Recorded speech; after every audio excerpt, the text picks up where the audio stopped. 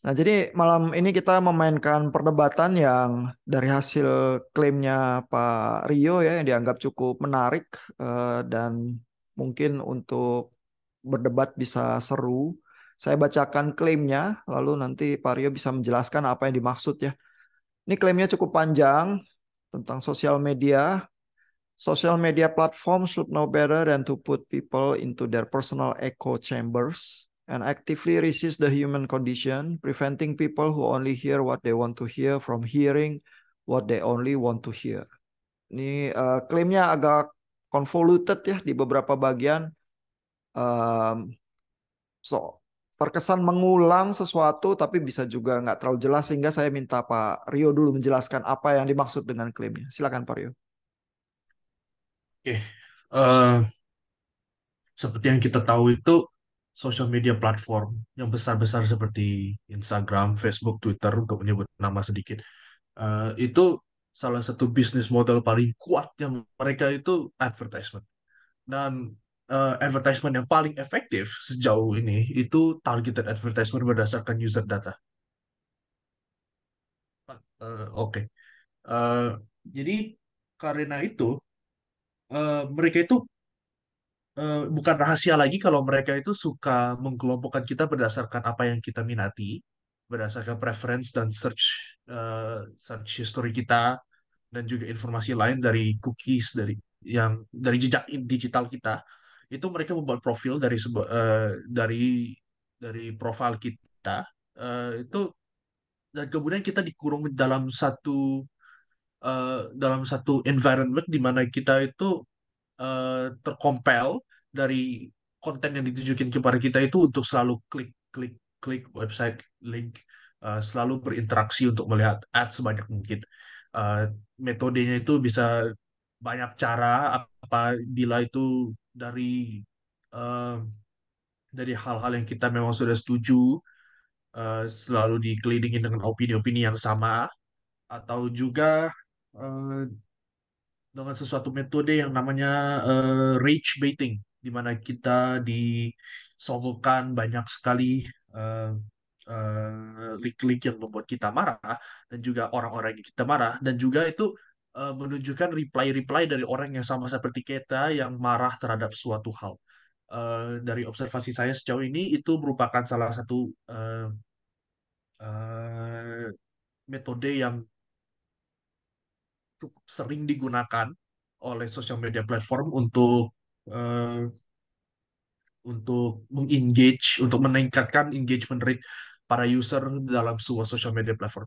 Jadi menurut saya platform-platform ini, karena jumlah pengguna yang bisa puluhan juta ini, yang ratusan juta, menurut saya itu mereka harus memiliki obligasi moral untuk menghindari hal-hal yang sengaja memangsa kepada insting manusia eh, untuk untuk mendengar apa yang mereka mau, untuk mengkonfirmasikan dan memverifikasikan apa yang mereka sudah percayai. Eh, Walaupun secara bisnis model itu mungkin tidak hal yang paling masuk akal atau yang paling optimal dari perspektif sebuah bisnis, menurut saya karena mereka statusnya khusus, sebuah social media platform yang super besar itu, mereka harus ada tanggung jawab yang lebih, tanggung jawab kepada umat manusia untuk menghindari eh, pemangsaan yang seperti itu. Oke, terima kasih. Jadi klaimnya adalah sosial media platform punya tanggung jawab menghindari echo chambers, menghindari polarisasi di masyarakat.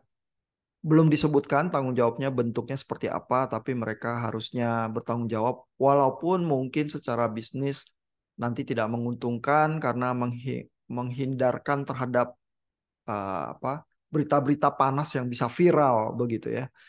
Nah, kira-kira klaimnya seperti itu. Apakah Pak Kevin setuju bahwa sosial media platform harus bertanggung jawab? Gimana Pak Kevin? Eh, menurut dari klaimnya dan apa yang saya dengar, memang menurut saya social media platform tidak harus bertanggung jawab atas hal-hal seperti ini karena memang pertama mungkin dari segi bisnis modelnya, memang social media platform mempermainkan data, informasi, dan juga berita-berita dan hal-hal seperti tren dan viralitas kepada pengguna-penggunanya. Tapi kita harus ingat bahwa social media platform ini adalah platform di mana orang dapat berbagi dan menerima hal-hal yang menurut mereka dapat diterima atau tidak dapat diterima. Jadi bisa dibilang bahwa social media platform ini eh, harus dari orangnya sendiri. Kita harus terima bahwa dari orangnya sendiri mereka punya option untuk menerima apa yang mereka lihat atau tidak menerima apa yang mereka lihat atau mungkin memberi opini yang menurut mereka benar atau tidak benar.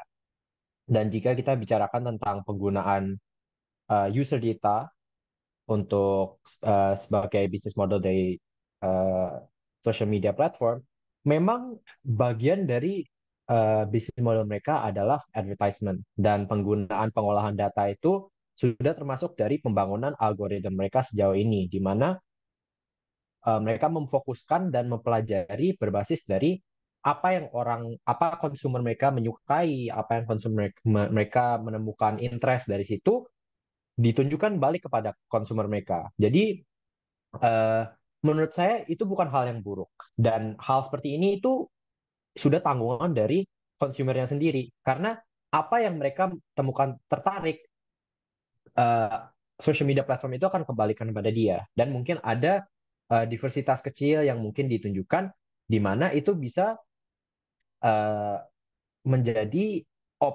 pilihan kepada konsumernya di mana dia misalnya jika dia menginginkan ini dia dikasih option meskipun tidak terlalu jelas bahwa ada hal-hal selain apa yang dia lihat yang dapat dia pelajari. Jadi itu balik kepada pilihannya dia juga.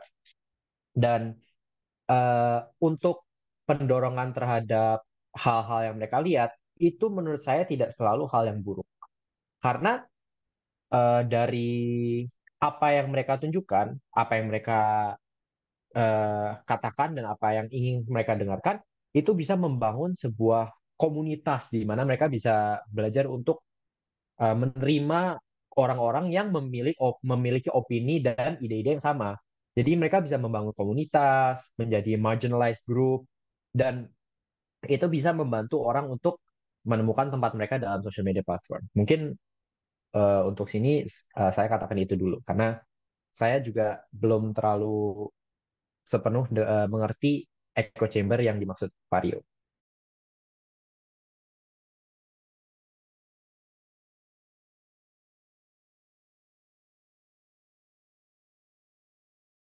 Maaf Pak, masih di mute.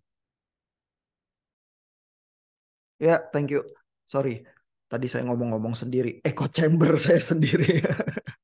Jadi klaimnya Pak Kevin adalah eh, yang bertanggung jawab harusnya user, bukan platform. Dan kan user memilih sendiri apa yang dia sukai dan tidak sukai ya. Dan perdebatan semacam ini udah pernah juga terjadi di kelas ya. Mungkin dengan konfigurasi pemain yang berbeda. Tapi harusnya user gitu ya, kenapa platform gitu ya, dan harusnya platform menyodorkan sesuatu yang disukai user itu ya bukan hal yang buruk, usernya yang harus bertanggung jawab terhadap berita atau bagaimana dia mencerna berita itu. Pak Rio, jadi apa yang dimaksud dengan echo chambers itu tadi pertanyaannya Pak Kevin?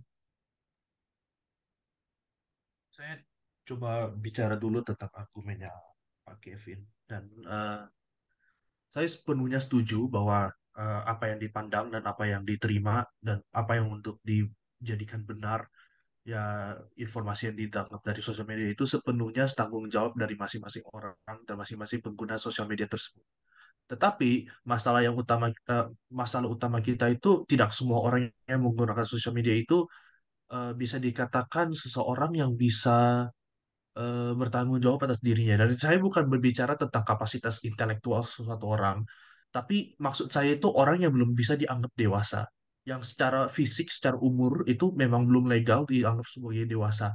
Kalau misalnya masih belum bisa ya menikmati hal-hal yang bersifat dewasa seperti menyetir mobil, membeli alkohol dengan dirinya sendiri, dan hal-hal yang lain yang telah secara sosial itu dianggap hal yang dewasa.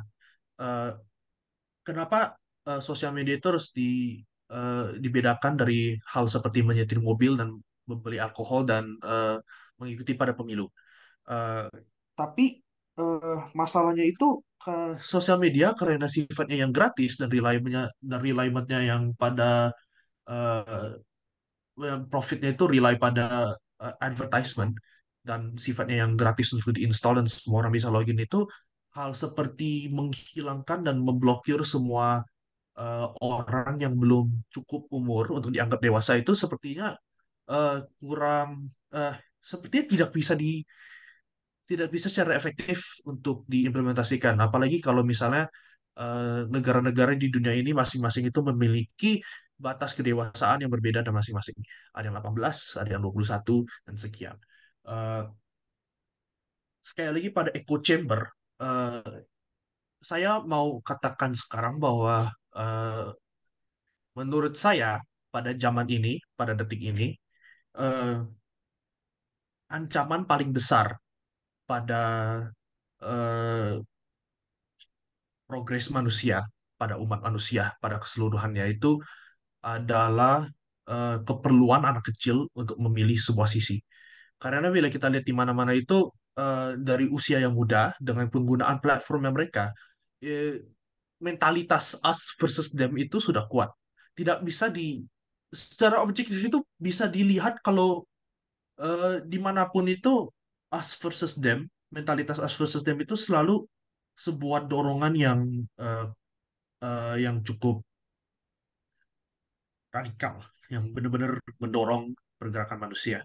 Dan eh, karena anak-anak kecil sekarang itu menggunakan sosial media dan bisa mengakses informasi begitu banyaknya pada internet, eh, menurut saya itu bukan hal yang bagus, dan menurut saya itu hal yang sangat amat buruk dan detrimental kepada pertumbuhan karakter mereka sebagai individu bila mereka itu harus dipilih sebuah us versus them mentality. Dan us versus them mentality ini menurut saya dari sisi social media platform itu terus diimplementasikan, terus diperkuat karena insentif mereka untuk menghasilkan profit yang lebih banyak.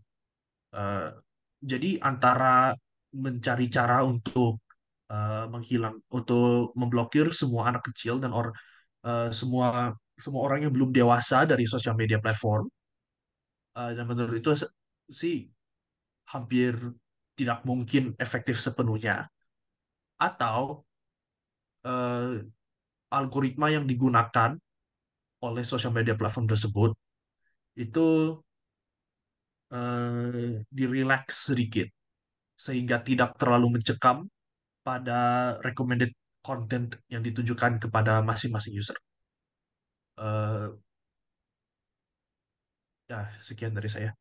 Oke, oke. Ini klaimnya mulai makin rumit dan cukup menarik ya. Jadi yang dikatakan adalah mentalitas us versus them itu berbahaya, apalagi buat orang yang tidak dewasa, itu semacam insting begitu ya, dan akan dengan cepat disambar.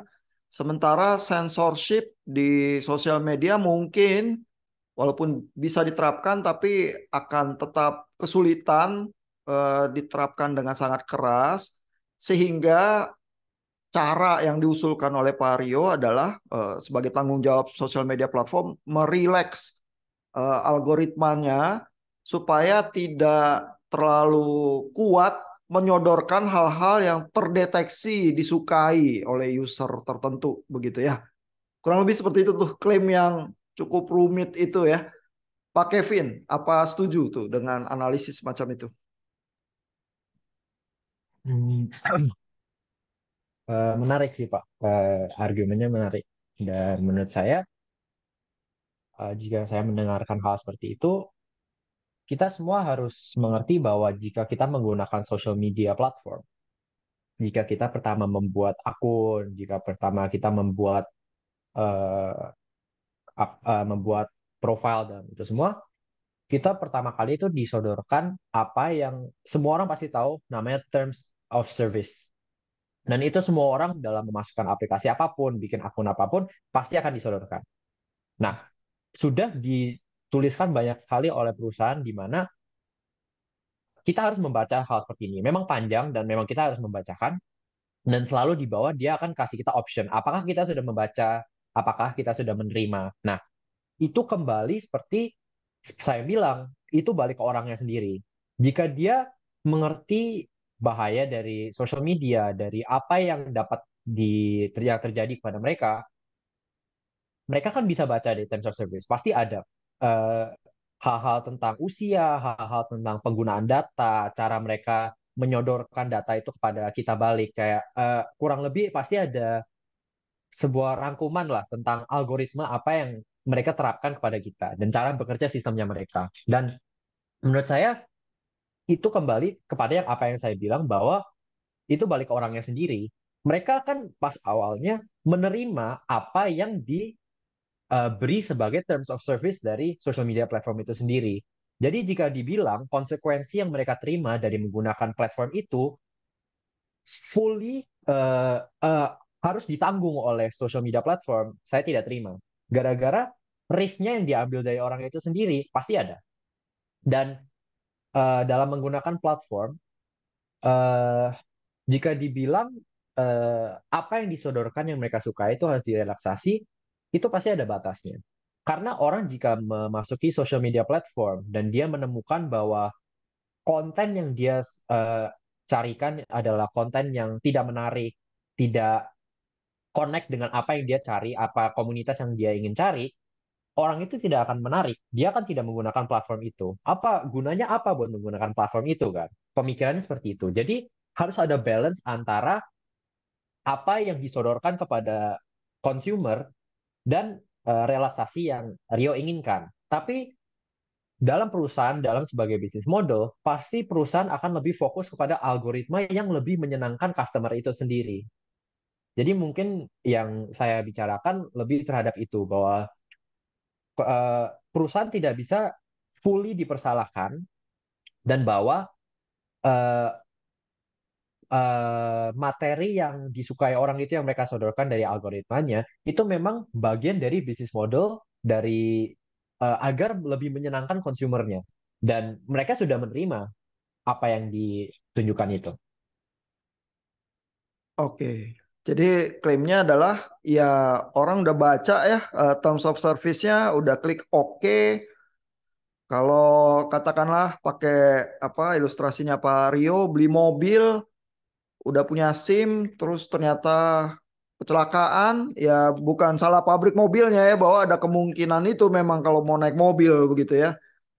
Jadi Pak Kevin nggak menerima kalau sosial platform apa sosial media platformnya itu yang harus menanggung apa responsibility-nya terhadap kemungkinan terjadinya echo chamber. Dan komentarnya Pak Kevin kalau merelax algoritma nanti usernya nggak suka. Terus gimana? Padahal kan mungkin servicesnya itu disediakan untuk bikin usernya suka ya. Nah, kira-kira begitu tuh klaimnya. Vario, setuju nggak? Banyak hal yang menurut saya keliru dari argumennya Kevin tadi. Eh, Pertama yang dia sebutkan dan menurut saya itu kayak dan dari segi saya dan dari apa yang saya dengar itu adalah poin utamanya Pak Kevin itu adalah condition bahwa semua orang yang telah membuat akun pada social media platform manapun itu telah membaca terms and conditions. Sebenarnya sih saya agak kaget Pak Kevin membawa topik ini karena satu terms and conditions pada perangkat digital sekarang itu termasuk salah satu contoh yang paling terkenal eh, dari malicious design. Jadi hal seperti itu benar-benar kalau kalian pernah perhatiin itu sangat panjang, sangat amat panjang dan nggak nggak sekali, nggak dua kali, nggak tiga kali, tapi berpuluh-puluh kali saya pernah lihat di internet kalau orang itu membahas tentang terms and conditions itu sebenarnya didesain supaya orang itu nggak benar-benar baca. Dan sebenarnya itu kalau orang benar-benar baca, itu membutuhkan waktu itu berhari-hari untuk sepenuhnya baca dari atas sampai bawah. Dan nggak cuma itu. Bahasa yang mereka gunakan dalam terms and conditions itu bersifat rumit. Bahasa yang legal, yang eh, bahasa yang super formal, yang tidak mudah untuk dimengerti semua orang. Dan apalagi pada argumen saya itu, saya katakan bahwa social media platform itu harus punya tanggung jawab, khususnya itu untuk menghindari eh, kerusakan dan damages pada development pada anak kecil yang menggunakan social media platform itu yang bisa diinstal secara gratis.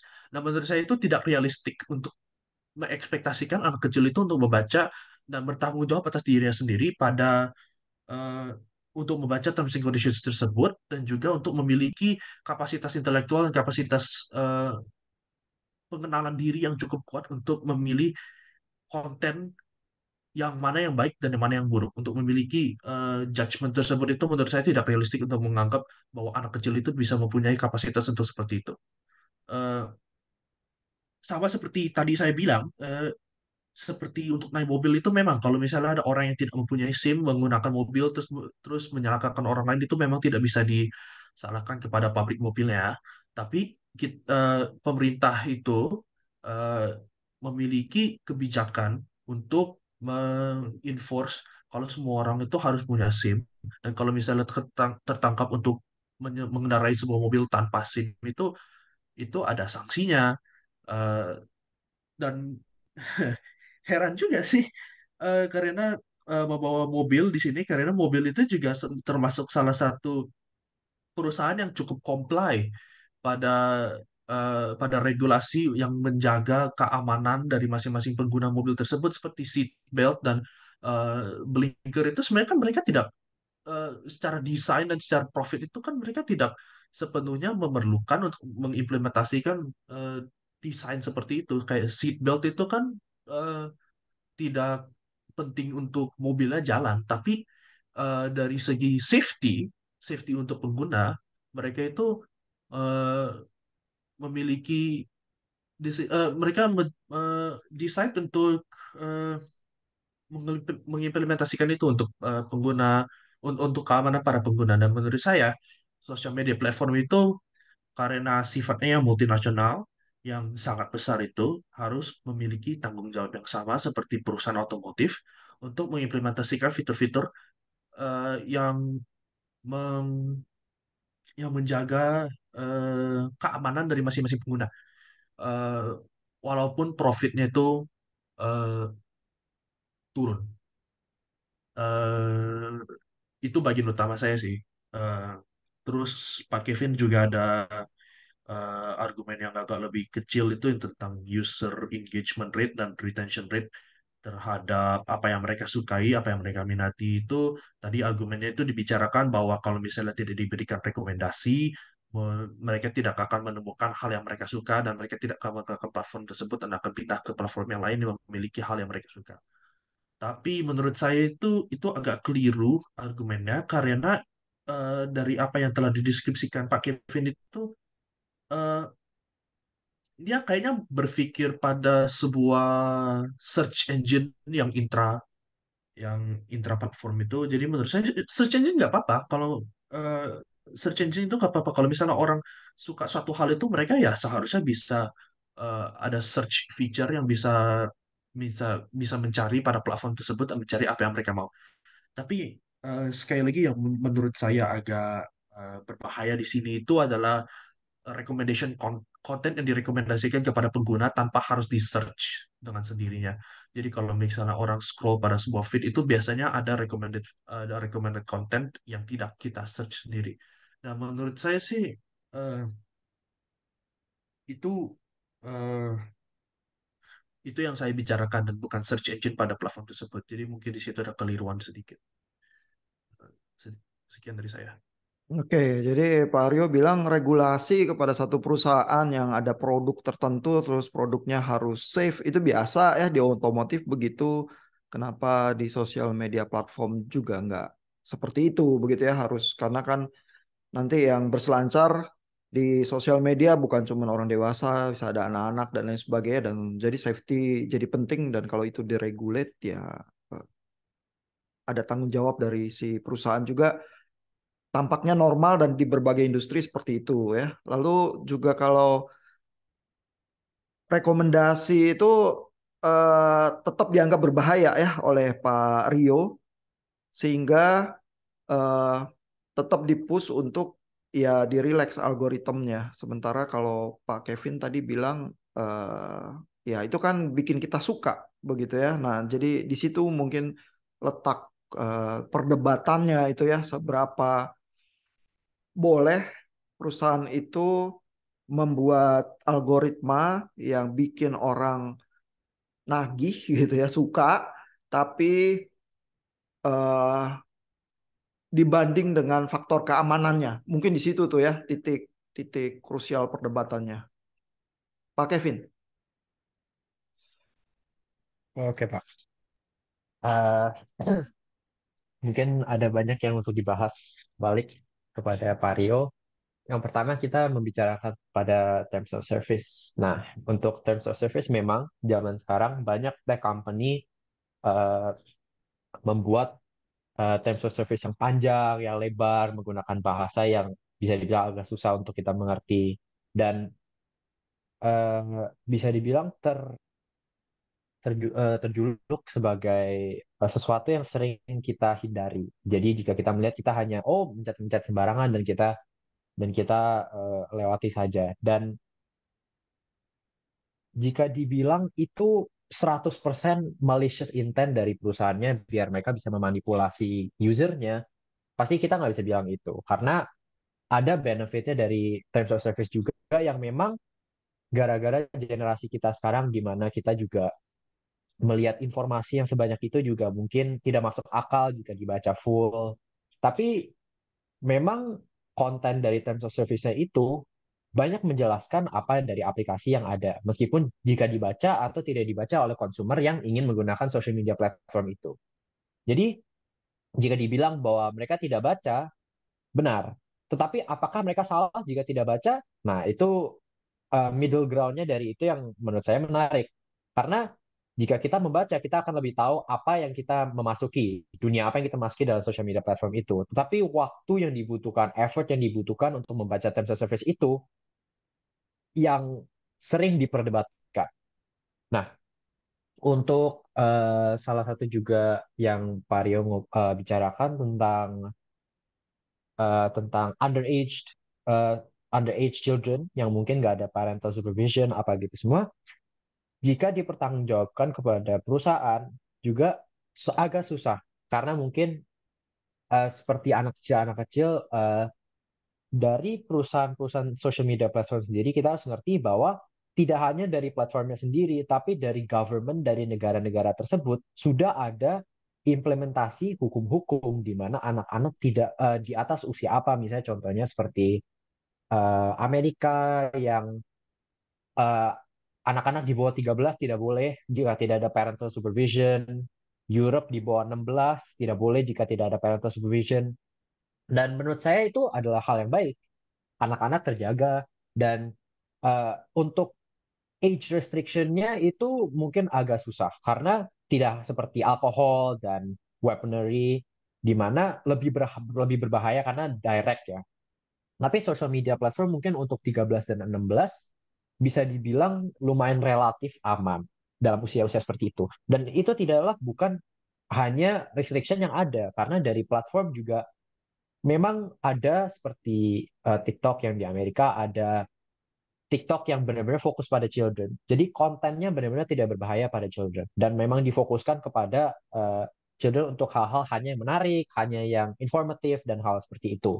Dan uh, banyak platform juga zaman sekarang mempunyai divisi-divisi sendiri dalam security-nya mereka yang memfokuskan kepada supervision of children content. Jadi jika mereka melihat ada anak di platform itu yang bypass semua aturan-aturan mereka, restriction-nya mereka, parent-nya tidak care, uh, platformnya tahu bahwa ada anak-anak ini yang menggunakan platform mereka. Jadi mereka tahu bahwa anak-anak ini tidak boleh di platform ini. Jadi banyak supervision yang mereka lakukan di mana, misalnya anak ini memberi konten yang tidak baik atau terkena dengan algoritma di mana uh, mereka menemukan orang-orang yang tidak terlalu baik gara-gara memang dari orang itu sendiri, akun mereka dihilangkan, akun mereka mungkin di restrict atau mungkin mereka didorong keluar dari application-nya biar mereka tidak bisa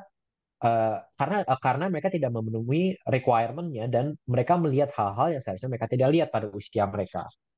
Nah, untuk safety measures overall, uh, oh sorry, yang saya lupa bahas tentang yang anaknya tadi, kita juga harus bicarakan bahwa dari sisi parent-nya itu juga harus sangat penting. Karena sebagai social media platform, kita kan uh, interaction kepada anak banyak banget di seluruh dunia memang susah. Jadi memang balik kepada orang tuanya juga untuk supervise apa yang anak itu boleh lihat, akun-akun apa aja yang dia bisa buat dalam social media platform tersebut.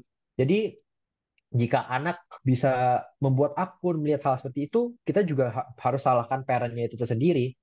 Karena parent-nya harus mengerti bahwa internet bukanlah tempat yang aman fully. Ada hal-hal bahaya yang harus mereka pelajari.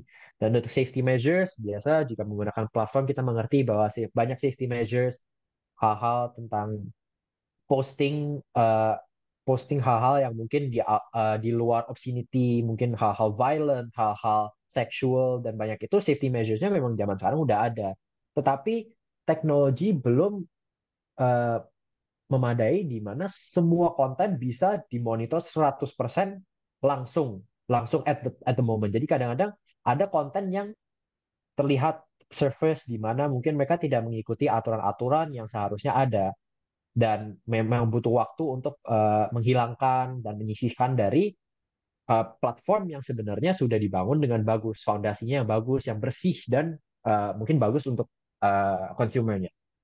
Nah, jika kita membicarakan hal-hal seperti advertisement dan viral stories yang dibawa kepada consumersnya yang mungkin uh, membawa damage atau apa seperti itu juga menarik karena uh, menurut saya hal seperti itu dalam algoritma mereka itu bisa dibilang dalam frase yang dikenal sebagai testing the waters. Nah, testing the waters itu mereka tidak terjerumus dalam langsung kepada konten yang ditunjukkan, tetapi mereka dikasih sedikit apa sebenarnya konten ini. Apakah advertisement, apakah cerita, apakah mereka tertarik, dan itu balik kepada apa yang konsumer pelajari, apa yang dia mengerti dari kontennya itu. Misalnya kontennya tentang politics, dia harus bisa belajar apakah ini hoax, apakah ini ethical, apakah ini moralistic, apakah ini bagus buat dia, apakah yang dia pelajari.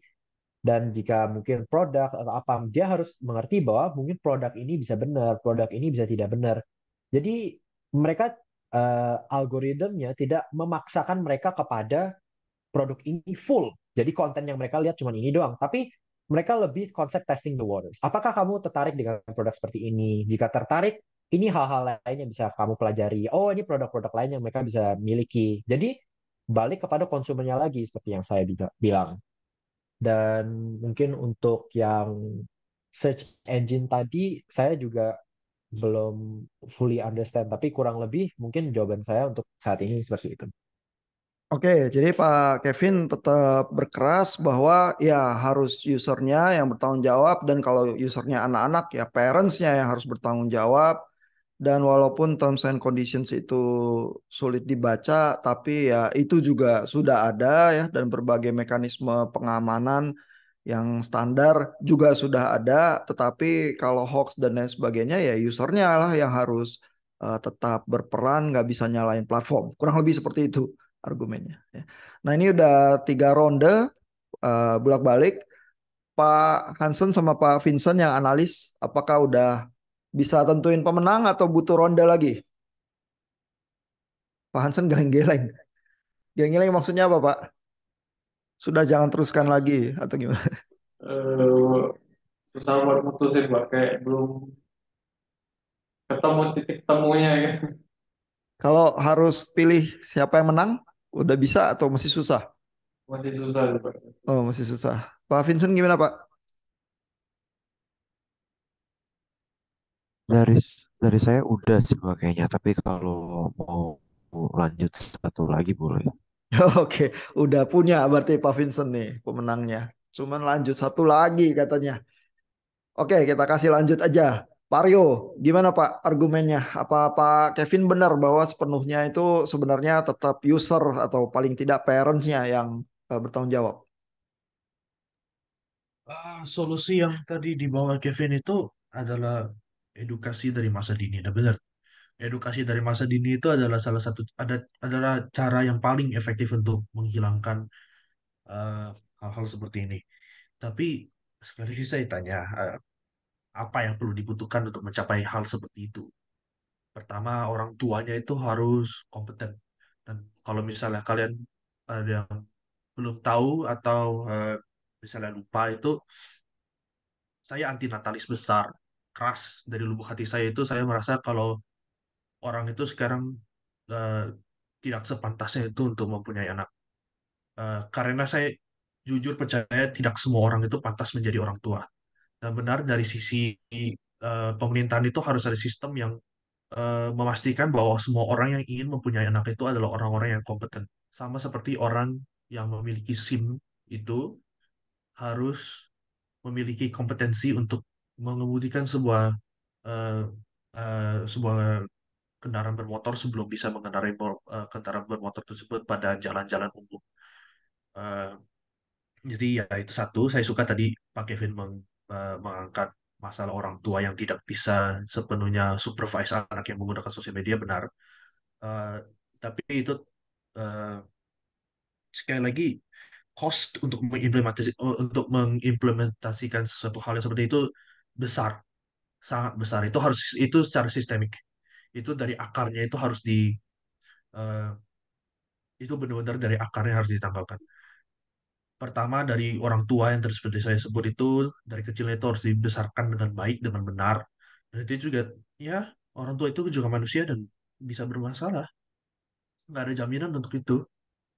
Serta juga edukasi pada usia dini pada SD itu eh, itu variabel satu lagi. Semua sekolah publik dan semua sekolah swasta itu harus bisa kompeten untuk mengajarkan eh, literasi kepada anak-anak muda, ya.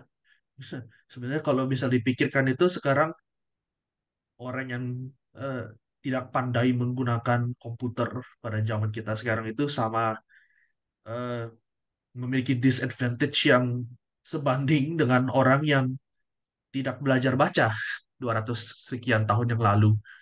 Eh, agak agak keren sih kalau dipikirin. Jadi ya benar, sekolah itu sekarang harus ada edukasi yang lebih mendalam kepada anak-anak yang lebih kecil untuk menangani informasi yang begitu cepatnya, yang begitu mudahnya diakses secara internet tanpa supervisi itu harus ada edukasi untuk mengakses informasi dan mencerna informasi tersebut. Eh, Belum lagi SMP dan juga SMA. Karena sampai SMA itu juga masih belum dianggap sebagai dewasa kan. Belum 18 ya. Pas lulus 18 tapi belum 18. Jadi untuk mayoritas masa perkembangan eh, anak itu yang menurut saya terlalu mudah untuk mengakses sosial media secara sepenuhnya itu terlalu banyak variabel sistemik yang mendasar yang terlalu dalam untuk dicongkel itu eh, sehingga cost untuk mengimplementasikan solusi seperti itu terlalu besar dibandingkan kita memiliki regulasi eh, pada sosial media platformnya sendiri untuk relax sedikit dengan algoritmanya mereka. Eh, Sekali lagi sih concern utama saya itu pada anak kecil. Karena menurut saya itu sosial media itu sangat berbahaya bagi anak kecil dan menurut saya itu algoritma yang mencari profit dan mengikat engagement itu bukan sama sekali tidak membantu perkembangan anak kecil pada zaman ini. Eh, Pasti saya yakin kalian pernah lihat orang tua sekarang itu memiliki anak muda dan cara mendiamkan anaknya mereka itu kalau misalnya mereka lagi ribut itu untuk memberikan iPad atau smartphone sehingga mereka scroll pada konten pada video terus itu bukan hal yang jarang sekarang pasti kalian pernah lihat setidaknya satu. Kalau orang tua itu saking malasnya itu tuh untuk benar-benar membesarkan anaknya dengan baik jadi karena mereka kecapean. Karena ya membesarkan anak itu susah, melelahkan, itu memerlukan energi dan komitmen yang besar dan sebenarnya saya tidak begitu bisa, eh, ada simpati dikit lah. Mungkin mungkin saya tidak bisa membenarkan perilaku tersebut dari segi orang tuanya, tapi ada simpati dikit kalau mereka itu ya capek, udah ada solusi, jadi mengambil solusi gampang itu, walaupun solusi gampang itu dalam dalam bentuk sosial media. Dan walaupun ada, benar kata Kevin tadi sempat diangkat itu, kalau ada sosial media yang khusus dikonstruksikan untuk anak kecil seperti contohnya YouTube Kids.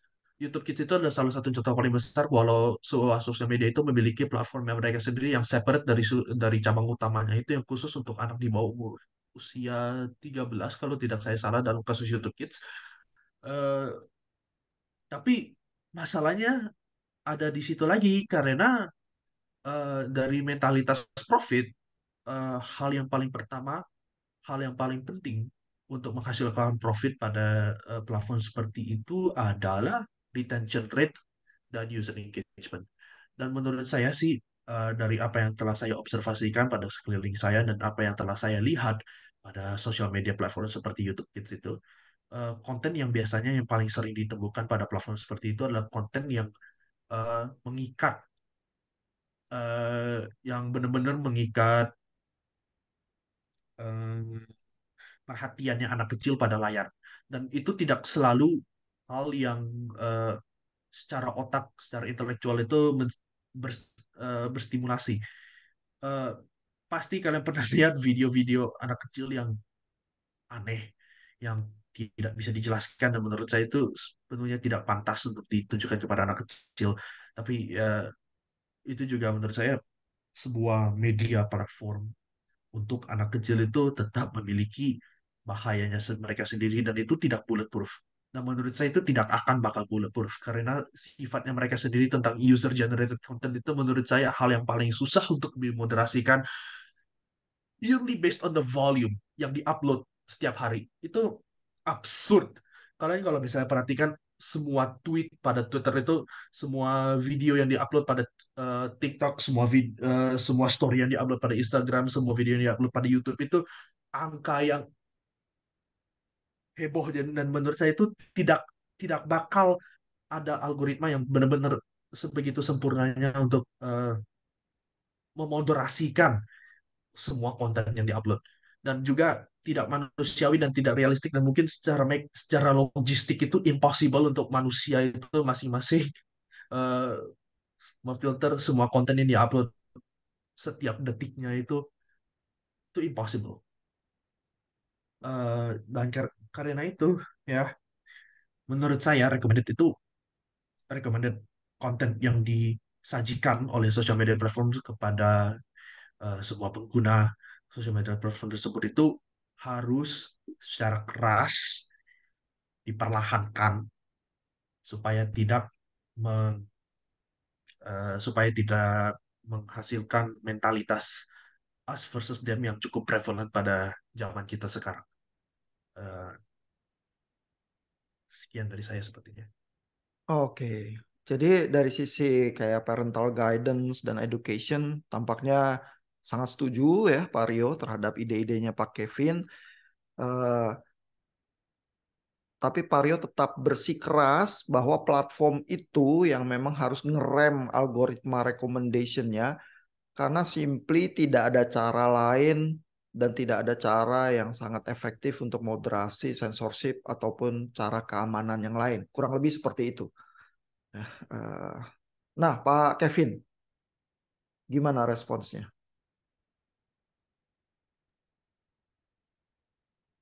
Hmm, mungkin untuk membahas balik yang Rio bicarakan tentang kompetensi dari orang-orang dalam sekolah dan hal seperti itu, mungkin jika kita berbincangkan lagi, itu topiknya sangat lebar.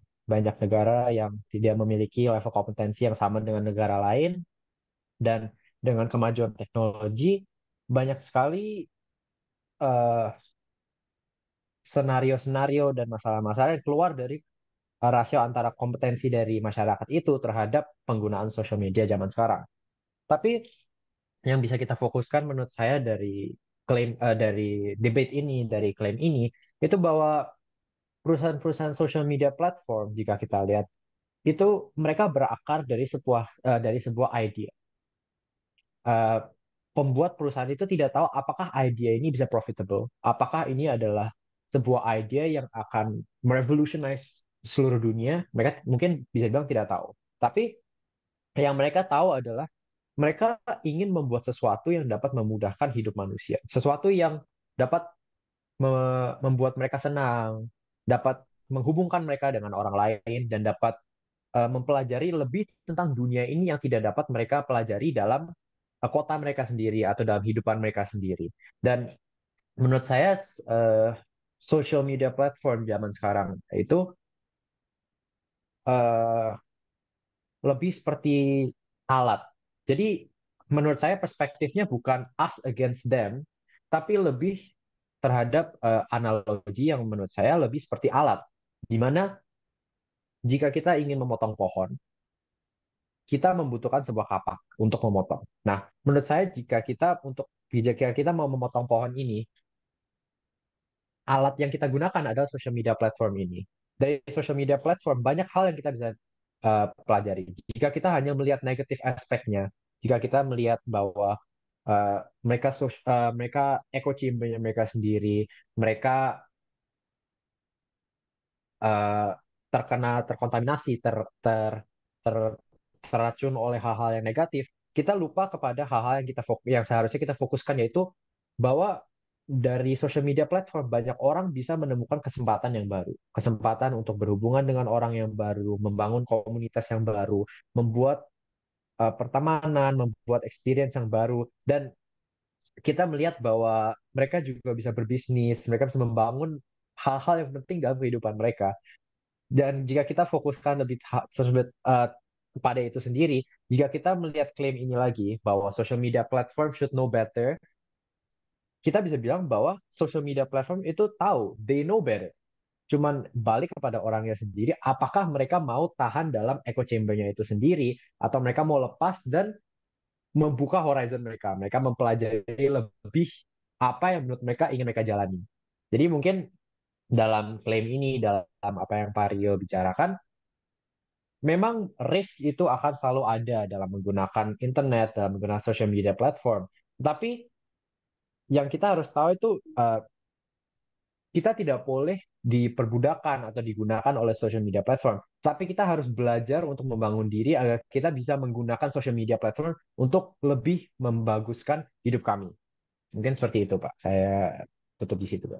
Oke, jadi itu akhir dari perdebatan kita malam ini. Dan karena ini perdebatannya seru, susah sekali mungkin dicari siapa yang menang ya. Saya stop recordingnya sampai di sini supaya kalau di YouTube nanti yang pemirsa bisa memilih siapa yang menang. Tapi kita diskusikan, kita analisis siapa pemenang debat malam ini. Recordingnya sampai di sini.